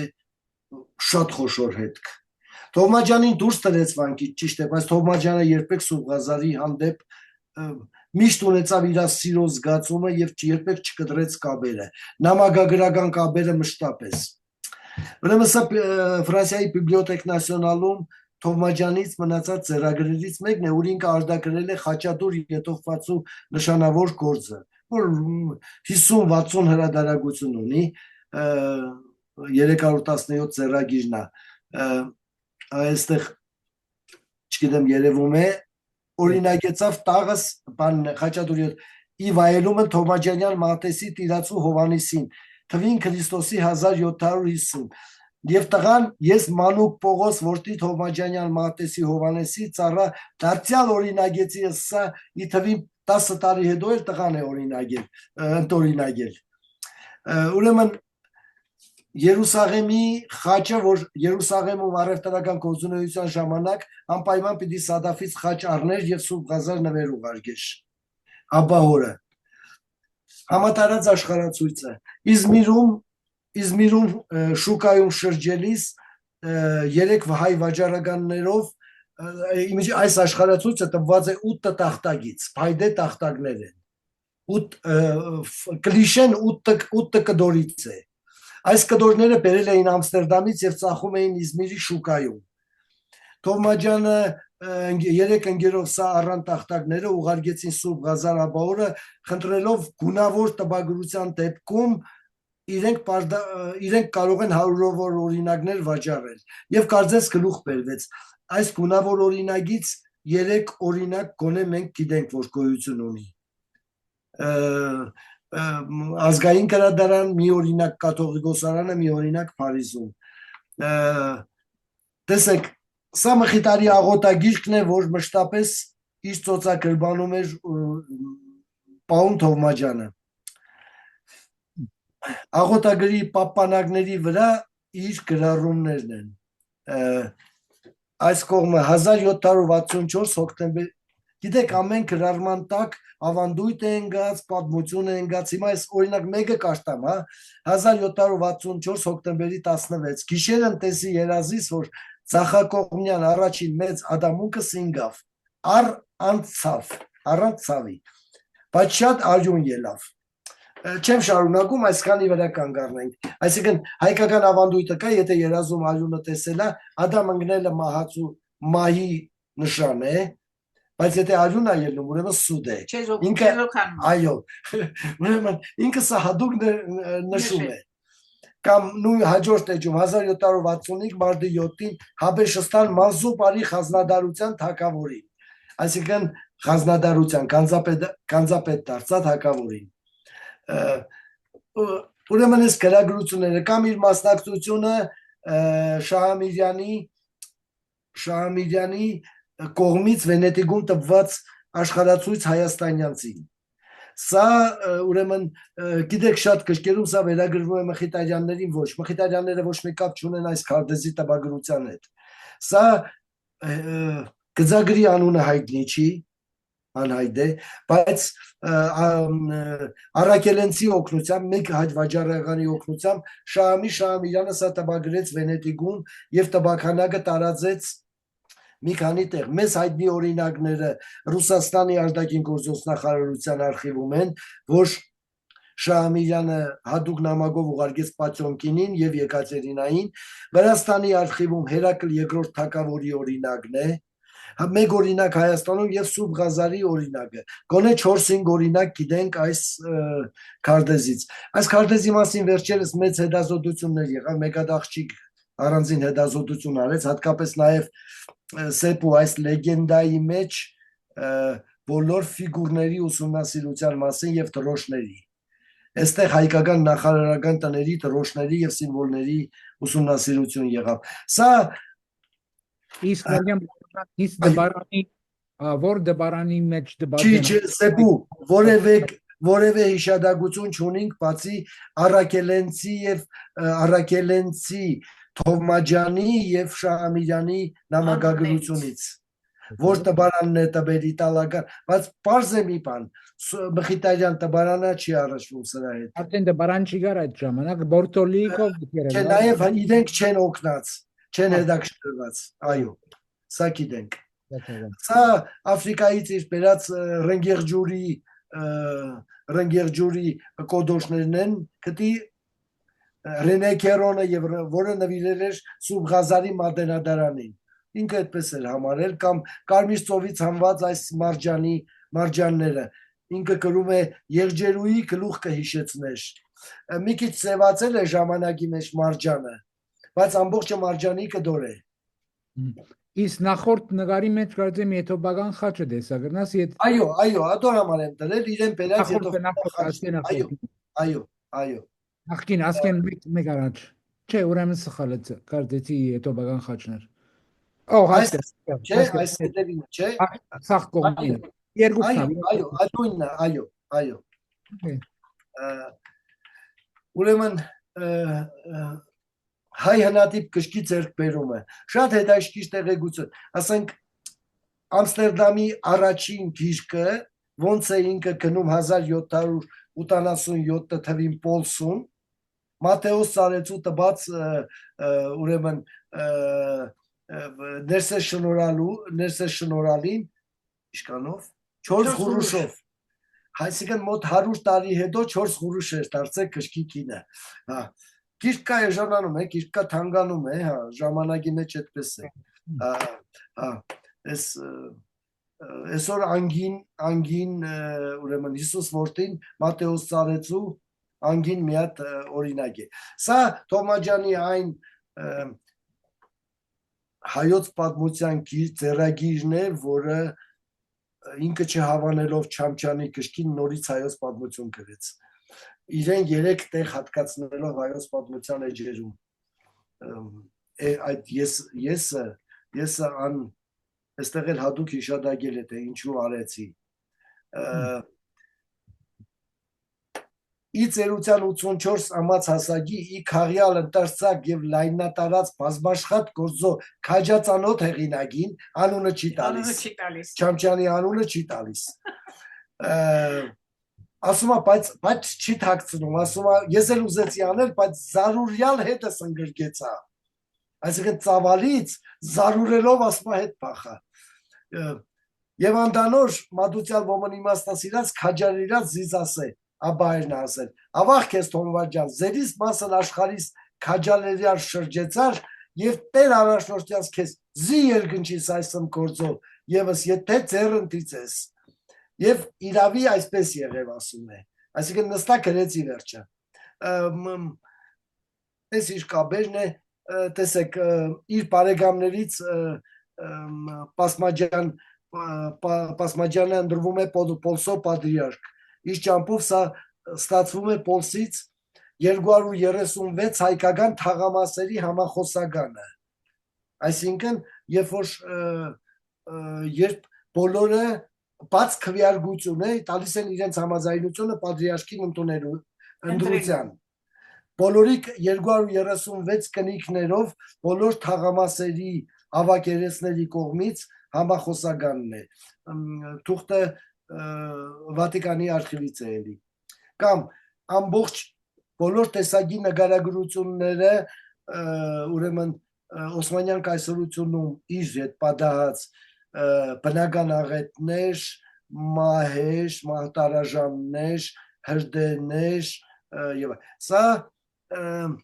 Պոլսի 1782 թվականի հրդեհի քարտեզն է Եղիա Ենտազյանց վարդապետի ձեռքով գծված ուր մանրամասը ցուցակագրված է թվերով որ տնից սկսվեց հրդեհը, որ մզգիտը վառվեց, որ սինագոգը վառվեց, ոչ հայոց եկեղեցին վառվեց, տեսեք այստեղ գալիս հասնում է 21-ը եկեղեցի է, չէ, որը չի հրդեհի շրջանագից դուրս է, 21-ը տեսեք աստվածազնի ժամ հայոց, ինքը հաջողվել էր այդտեղ կանգնեցնել, դարպես ես Թուլումբաջիների մասին հսկայական ինֆորմացիաներ է հաղորդվում եւ հրդեհների մասին։ Սա Չանչյանի գծած ուրեմն 1810 թվականի հրդեհի քարտեզն է։ Այստեղ սեպուչ գիտեմ երևում է այստեղ հեսա Թովմաջյան։ Թովմաջյանի տունը այս փողոցի խաչմերուկում։ Աբրահամ Թովմաջյան։ Երևում է թե ոչ։ Այստեղ կարմիր շրջանակներով բոլորը հրդեհի Պոլսի բոլոր այն թաղամասերը, որոնք ընդգրկվել են հրդեհի, որովհետև քաղաքի 2/3-ը կամ 3/4-ը այրվեց այդ ժամանակ։ Թովմաջյանի ուրեմն գիտեք մի բան ասեմ։ Այս Ենտազյանի Թովմաջյանի, այո, բայց այս քարտեզները, որ հայերը տպագրում էին Այս քարտեզները հայերը տպագրում էին հենց այն ժամանակ, երբ որ Թովմաջյանի նման տղեկը ճանապարհորդում էին։ Այսինքն այս քարտեզները չէին ծնվում օդից։ Այս քարտեզները ունեին 1780-ականների հրատարակություններ, այսինքն ունեին գործնական, կիրառական նշանակություններ։ Հասկանալի է, չէ՞, թե ինչու իրենք հրատարակ եւ ինչու այս քարտեզների շատ մեծ տպաքանակներ չկան երկրագնդի վրա, որտեղ իրենք ունեցել են գործնական նշանակություններ։ Լինի Եվրազիան, Ասիան, Եվրոպան առանձին եւ այլն։ Ամենաշատ նաեւ Փոքր Ասիան, Սուրբ Երկիրը առանձին, որը էլի ուներ գործնական նշանակություն ուխտավորների համար, հայ ուխտավորների հատկապես։ Այդ մեր ուժներություն այս կարդես կոնե այս կարդեսը եւ այս կարդեսներու շարքը 4 կարդեսներու որ Ենտազյանը հրած է բավական մեծ չափով մեծ են այսինքն շարժունակության նպաստավոր կարդեսներ չեն իմ կարծիքով բայց սխալած եմ հավանաբար այսինքն չափով շատ մեծ են ես օրինակ ունիմ դունը ասկե բավական մեծ ասոնք հրատարակվել են դու երևի ունես Ատլասը փոքրը Ասոնք այս օրիգինալն է ադոշ։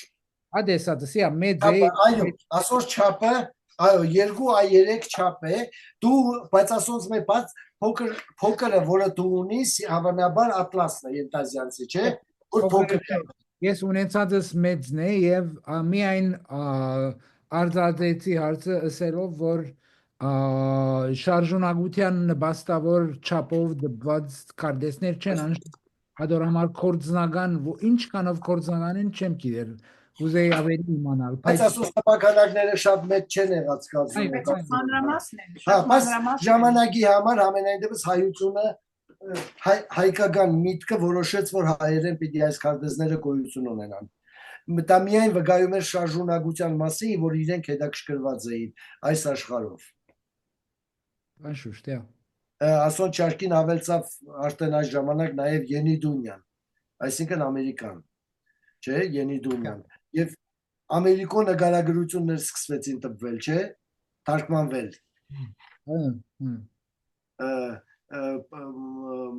բանի մեջ, Տրիեստի մեջ, չէ,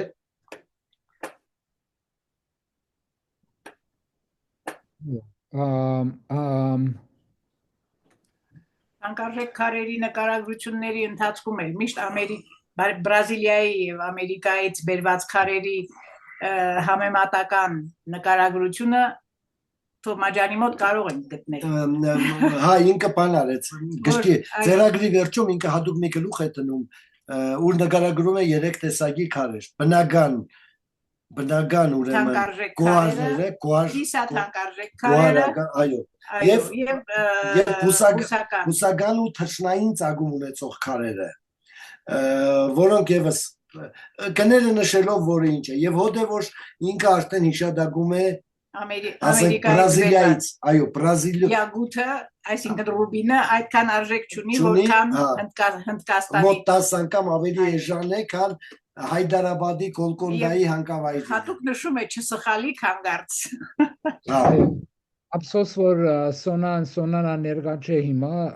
որով ինքն է մասնակետը թանգարժեք։ Այո, ներկա եմ, լսում եմ շատ ուշադիր։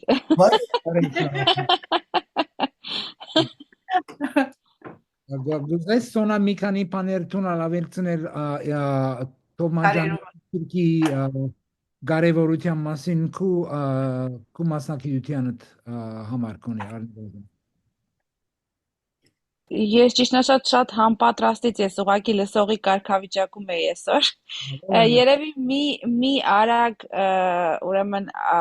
ակնարկ Բրազիլիայի հետ կապված շատ կարևոր է հիշել, որ Բրազիլիա նշելու Բրազիլիայի մասին խոսելուց, երբ որ քարերի հետ են խոսում, շատ հաճախ այդ ժամանակ նկատի ունեին Կոլումբիան այսօրվա, այսինքն զմրուխտները, երբ որ ասում էին բրազիլիական, հաճախ նկատի ունեին հենց կոլումբիական զմրուխտները, սա պետք է շատ ուշադիր լինել, թե Բրազիլիա ասելով որ աշխարհագրական այո հատվածը նկատի ունեն։ Սրա մասին խոսել եմ շատ արագ, նորից եմ ասում համապատրաստից եմ հիմա իհարկե խոսում, բայց Թոմաջանի որպես գոհարավաճառի նկարագրությունները ընդհանրապես վաղարդի ժամանակաշրջանի համար ես կասեի անկասկած պատկանում են շատ հազվագյուտ ուրեմն ուղեգրությունների, ի տարբերություն նույն Տավերնիայի կամ Շարդենի կամ մյուսների, ոչ միայն այն պատճառով, որ ինչպես Էրիզը նշեց, Տավերնիային ուղարկել էին ուղեգրությունների հենց արդեն այսինքն թագավորական հրամանով, այլ այն պատճառով, որ Տավերնիան քարեր էր ինքը վաճառում իհարկե գոհարավաճառ էր, բայց ուրիշ նպատակներ ուներ ուղեգրությունների գրելու ընթացքում։ Իսկ Թոմաջանի պարագայում ես կասեի, որ ինքը հենց միայն կենտրոնացած էր թանկարժեք քարեր վաճառելու վրա, այսինքն շատ պրոֆեսիոնալ եւ առօրեական ուրեմն նպատակներ այսինքն օրինակ նույն Տավերնիայի քարերի գնելը հաճախ կապված էր, որտեղ թագավորական հրաման կար, մեզ պետք է այսպիսի քարեր։ Տավերնիայի պարագայում ինքը շուկաներից գնում էր եւ վաճառում էր թագավորներին։ Այդ տեսանկյունից ուրեմն Թոմաջանի նկարագրությունները գների հետ կապված, թե ինչպես ուրեմն սակարկես, ինչպես ուրեմն ընտրես եւ չխափնվես քարերի պարագայում ես կառանձնացնեի։ Եթե հարցեր կան, սիրով կպատասխանեմ, որտեղ համապատրաստից չգիտեմ ինչ կհետաքրքրի հանդիսատեսին լսելը։ Շատ հետաքրքրական։ Միայն եթե գնամ երկու բզդիկ բան ավելցնել, քիչ առաջ կան այս գաղափարները Էլիզին խոսած ժամանակ, պիտի ասեի, որ ավելցնելու ասված մինչև հիմա ասվածին, պիտի ասեի, որ մեկ եւս հետաքրքրական զուգահեռություն մգա ֆրանսիացի այս եվրոպացի ճամփորդակիրներու, որոնք աթամանտավաճառ էին մանավանդ Շարդենի եւ Տավերնիայի եւ մեր Թոմաջանի միջև։ Այդ զուգահեռությունը անշուշտ այդ է, որ երկուքին բարակային հոգեբանական մթնոլորտ մգար եւ այդ հոգեբանական մթնոլորտը կապված էր իրենց այլ լալու հետ, այսինքն Տավերնիան եւ Շարդենը Հյուգենո, այսինքն փողոքական ֆրանսիացի են, որոնք դուրս գսկային իրենց երկրեն եւ միշտ լուսանցքային էին։ Անշուշտ Թոմաջանյանն ալ իր ձևով կարելի է նկատել որպես լուսանցքային այդ առումով, որ մույս հայրու հետ բախտատմամբ անշուշտ ինքը գսկար կաթոլիկ հայ եւ ադիգա անշուշտ նշան մներ դարբերության ձևով։ So այդ հետաքրքրական պարալելը կա, բայց անշուշտ դարբերությունները հսկայական են։ Ճիշտ է։ Եվրոպայում չէ, բայց Ասիայում այո։ Շատ նեղվեց Հնդկաստանում, առաքելականների միջավայրում, որտեղ նույնիսկ ստիպեցին մորուքը խուզել։ Ասելով, որ Ղազար Ճարգեցի կաթողիկոսից հրաման կոնդակ ունենք, որ հայերը պիտի մորուք չպահեն։ Հնդկաստանում եթե շատ նորմալ էր, ապա պոլսահայի պարագայում ահավոր տարօրինակ բան էր, բայց ստիպված եղավ խուզել եւ ամբողջ կյանքը հիշեց, որ իրեն անընդհատ հիշադակեց մինչև մեռնելը, ինչպես Հնդկաստանում իրեն մորուքը խուզել տվեցին հայերը։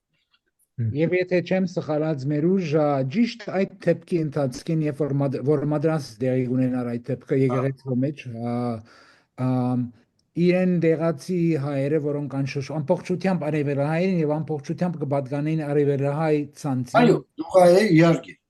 Եվ իրեն, եթե չեմ սխալած գիշեմ, իրեն հայյանքով բանրած են, իրեն գոչած էին օրոմսակ կամ ադամ։ Այո։ Պեյորատիվ բառը պատրաստ էր այդ դեպքերի համար։ Հա։ Տարբերությունը ցանցերու տարբերությունը կարելի շոշափել այսպիսի անձերի միջոցով, որոնք ասենք բավական նուրբ ճիղեր էին, պատմության ճիղեր էին, կամ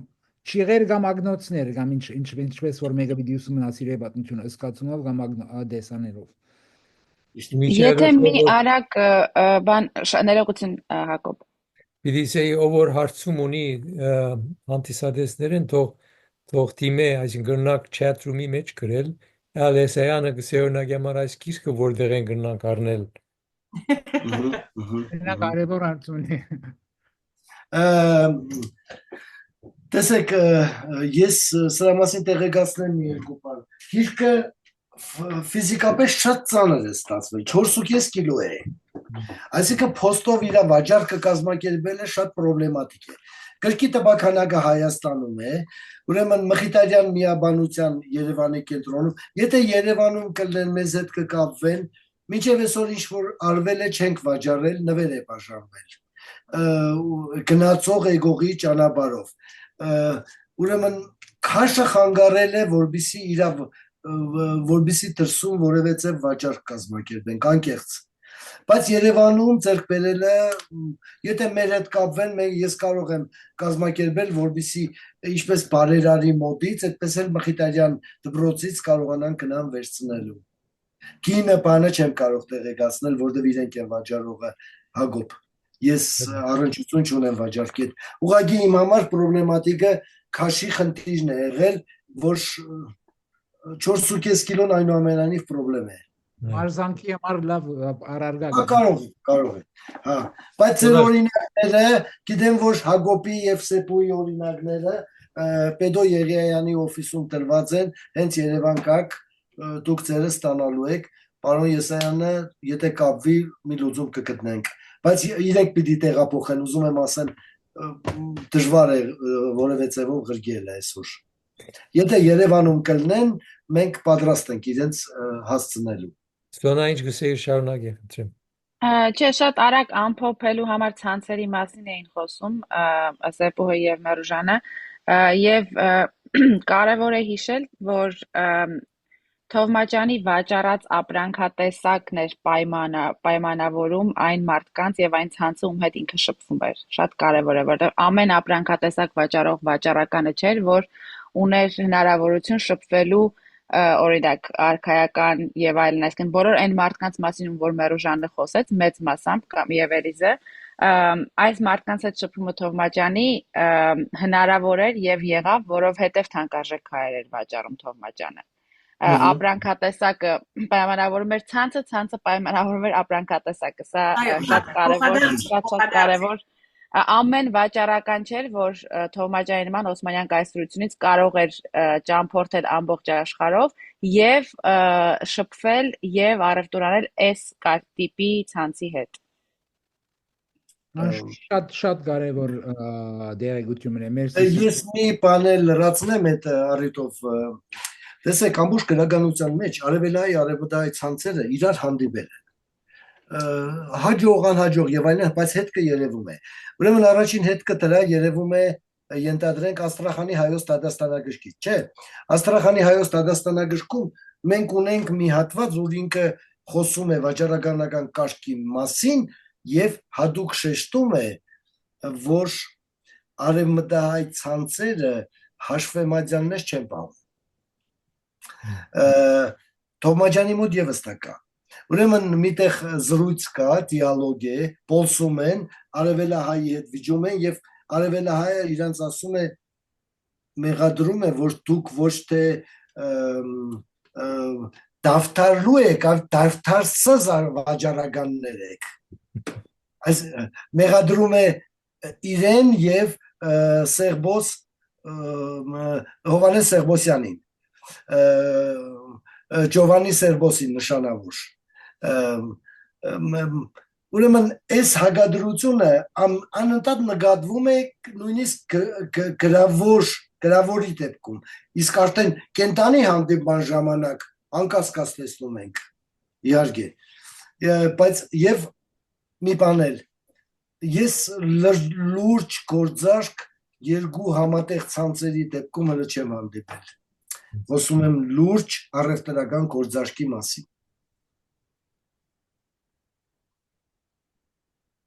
Թոմասյանը կհարցնի Թոմասյանի աշխատանքից արդյոք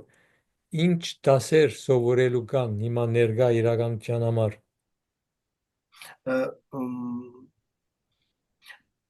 Այսօրվա մասին ենք խոսում, հա։ Հա, այսօրվա, այսինքն խոսքը գնում է թե այսօրվա, ով էր հարցնողը, Հակոբ ջան, ներողություն, չէ։ Ալֆրեդ Եսայանը։ Հա, անկասկած ամենագլխավոր դասը ցանցերն են։ Ինչպես են նախկինում աշխատել ցանցերով, որ դեպքում է, որ ցանցը իրեն չի արտարացրել, ինչ խնդիրներ են առաջացել եւ այսօր այդ ցանցերը իշքան մենք ավելի գործուն էֆեկտիվ աշխատացնելու խնդիրներ ունենք։ Ամենագլխավոր խնդիրը մնում է սա։ Եվ ամեն ասպարեզում։ Չէ, դե պարզ է դա։ Ամեն ասպարեզում։ Մենակ առևտրի մասին չի, այլ բոլոր այդ ցանցային հայկական ցանցային կառույցների լիակադար եւ խելոք լավ դրվածքը կարող է լուծել բոլոր խնդիրները։ Եվ հատուկ նշեցինք, տեսեք, արևելահայ, արևմտահայ, լուսավորչական կաթոլիկ, չէ, դավթարլու դավթարսыз, ավելի վերև 21-րդ դարի բաներով շարժվենք, չէ, արդեն ոչ թե դրանցով, ճիշտ է թե չէ։ Արևելահայ ու արևմտահայով չի հայենք, չէ։ Հիմա Հակոբը նստել է Սովուչ Բուլախի բարձունքում, հա, Սիսի եւ Մասիսի արանքում եւ այդտեղից թելադրում ասա։ Գործակցության բագաս ուրիշ խոսքով բաժարտած է։ Եվ լուրջ եւ հիմնավոր գործակցության։ Լավ ցանցեր է, էլի։ Ցավոք մենք ցանցերի մասին իշնադարնել ված գիտենք, բայց ինչ էլ ոչ գիտենք, ագնայդորեն թելադրում է 21-րդ դարի անելիքը։ Ինձ համար միշտ հարց եղած է, թե այդքան մեծ հսկայական նավադորմ ունեցող արևտրական ցանցը ինչպես հանգարձակի անհետացած է աշխարհեն։ Հավանաբար սա դիպես գործակցության բագասի Ես կառաջարկեմ, ես այսպեսի մի առաջարկ ունեմ, թեման շատ մեծ է, որովհետև առևտրային գործունեությունը մի խնդիր է։ Մեկ էլ այս առևտրական գործունեության կողքին հայտնվում է աշխարհում բանկային կառուցվածքը։ Սա լրիվ ուրիշ զրույցի նյութ է, ինչու հայկական առևտրական կապիտալը խեղճացավ, երբ որ մեջտեղ եկավ բանկային գործունեությունը։ Ինչով հաջողեցին, ինչով ոչ, որտեղ որ ասեմ փոքր բանկիրներ են։ Տեսեք, Թովմաջյանի գլուխներից մեկը Յակուբ աղա Հովանեսյան Երևանցու մասին է։ Ասեմ ձեզ ով էր, Սուլտանի անձնական վաճառականապետն է, որը քրիստոնյա, իսլամ չէ, որը երբ մեկնում էր Ստամբուլից, Պոլսից Երուսաղեմ ուխտի, իրեն ուղեկցում էր Արքունիքի 43 նավ։ Երուսաղեմում իրեն հետքերը այսօր ամեն տեղ է, որին հրաբարակավ գլխադեցին։ մի հատ ուրիշ մարդու անուն էլ տամ 18-րդ միշտ Նապոլեոնյան շրջան է կամ վաղ Նապոլեոնյան Եվրոպայի ամենախոշոր բանկիրներից մեկը Հովհաննես Սերբոսյան Պոլսահայ Դոն Ջովաննի Սերբոս Մարքիզը որ կշկերել ունի գրած Վենետիգի ամենախոշոր բանկիրն էր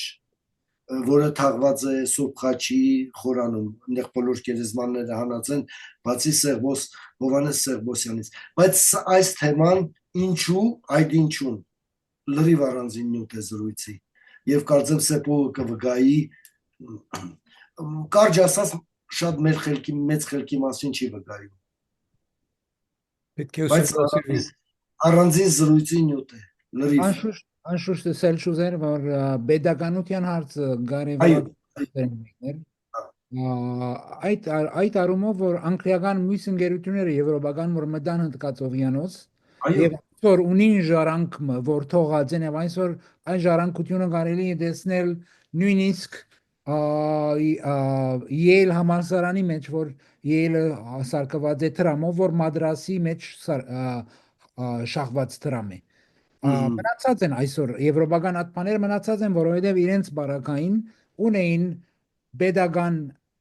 ընկերություններ որոնք արևդրական ընկերություններ միմիայն չէին այսօրվա նման ընկերություններ էին որոնք իրենք ունեին իրենց սեփական փանագը սեփական ուժը երբ որ մեկնեին ճամփորդեին հնդկացովյանոց իրենց արաքաստանավերը ի դարբերություն հայկական կամ իսլամական արաքաստանավերուն միշտ ունեին թնթանոտ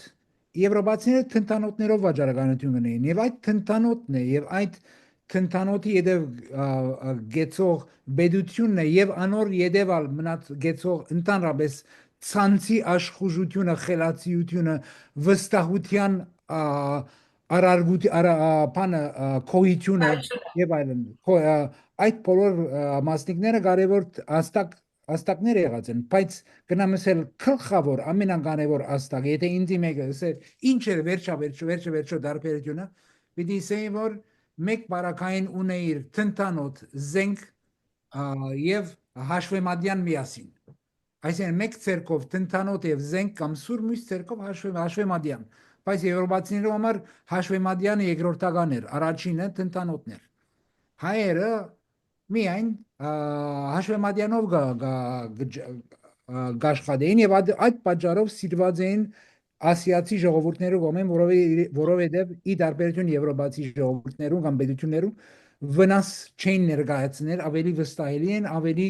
գրնային համերաշխորեն ապրիլ դեղացի ժողովուրդներու հետ իրենց նիստուկացները ընտորինակել յուրացնել եւ այլն անկացիներ չէին կատարել այդպիսի բաներ բայց ունեին պետություն հզորություն եւ ուժ այդ է դարբերությունը այսինքն գլխավորապես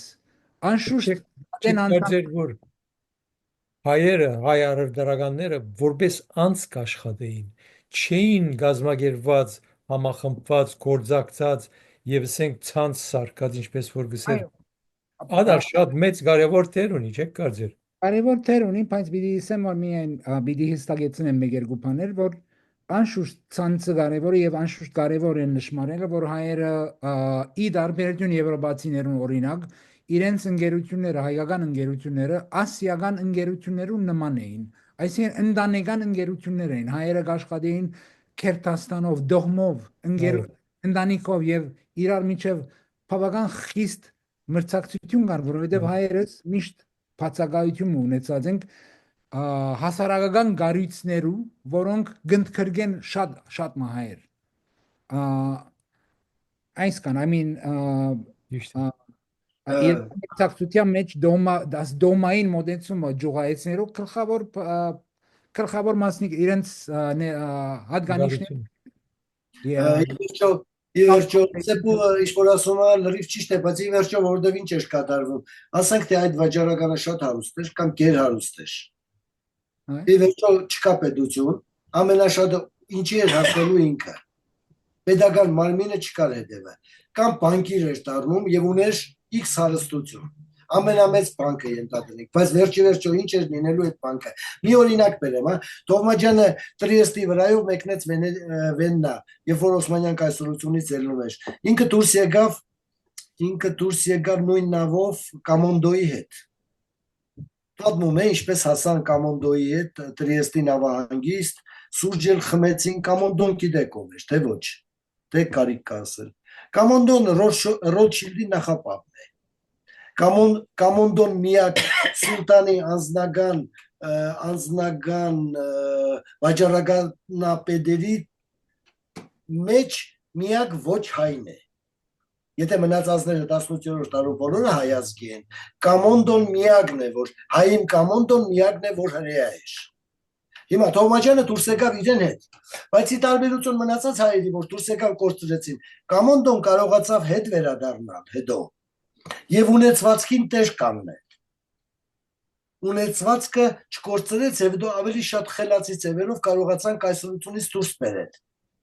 Բանկային սիստեմ ստեղծել։ Բանկային համակարգի օգնությամբ դուրս բերեցին իրենք ցանցերով։ Կամ նույն ձև ինքը շատ մտերիմ ընկերեշ մեկ հոգու, որը Ալեքսանդրիայից տեղափոխվում էր Վեննա եւ ամբողջ եգիպտական Վեննայի թագավորաշխունական ամբողջ եգիպտական հնությունները տեղափոխում էին այդ ժամանակ։ Թոմաջյանը մանրամասը պատմում է նրա այդ հանդիպումները։ Նույն ձև գիտեք հետաքրքիր է, ծանոթագրություններում գրել ենք դրա մասին, բայց շատ չենք ծավալվել։ Ինչ էր, Տրիեստում ստեղծել էին 1770-ականներին 4 հայով, որոնց մեջ էր նաև միստր Ռաֆայելը, որ ինքի դիսեպուը, ուրեմն Սուեզ ընկերությունը, Սուեզ, որի ծրագիրն էր փորել Սուեզի ջրանցքը եւ լոբինգ էին անում։ Պահպանվել են նամակներ, առաջին լոբիստներից մեկը, որին գնում էին համոզելու իրենց միացնելու այս տղակը, Ամերիկայի տեսփանն էր Փարիզում։ Ո՞վ էր։ Հա, Ջորջ Վաշինգտոն։ Այդ ժամանակ տեսփանն էր Վաշինգտոն։ Բայց ասածս ինչ է,